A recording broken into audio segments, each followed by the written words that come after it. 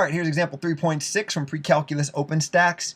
In this example, we're just asked to find the complex conjugate for each of these numbers. And I know this doesn't look like a number. This looks like more than one number added together, but this really is just one number.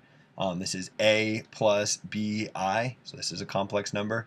I might have preferred it to be written as 2 plus the square root of 5 times I, so it looks more like it's in standard form, but what are you going to do?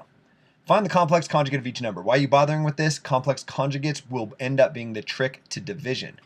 So far we've added and subtracted and multiplied complex numbers. Turns out to divide them, you have to be able to find the complex conjugate.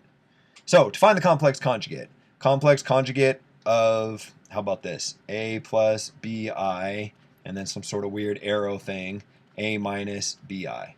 If you have this, this is the complex conjugate. If you have this, this is the complex conjugate. Just change the sign in between the real and imaginary parts. Don't change the sign on the real part, just change the sign on the imaginary part.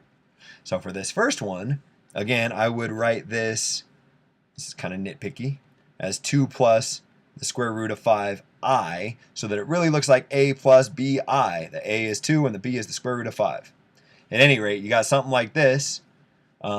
So complex conjugate, it's complex conjugate is 2 minus the square root of 5i.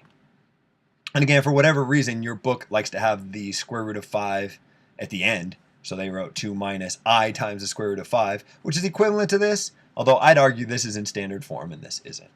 But whatever. What about B? Well, B might seem a little bit tricky. You're like, can I do this one? How can I change the sign in between things? There aren't two things for it to be in between. There is no real part. Well, that's kind of true. There is a real part. You just, standard is to not write it. But I could say, instead of just negative 1/2 I, I could say this is 0 minus 1/2 I if I really wanted to force it into one of these two forms. Looks like this guy right here, so the complex conjugate would be this guy right here. Don't change the sign on 0, as weird as that is to say, because negative 0 is just 0, so you wouldn't know if you did change it.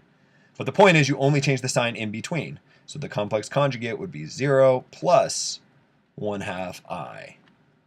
And then, oh, by the way, you usually don't write 0 plus, so maybe you just call that 1/2 I, which is what your book called it down here.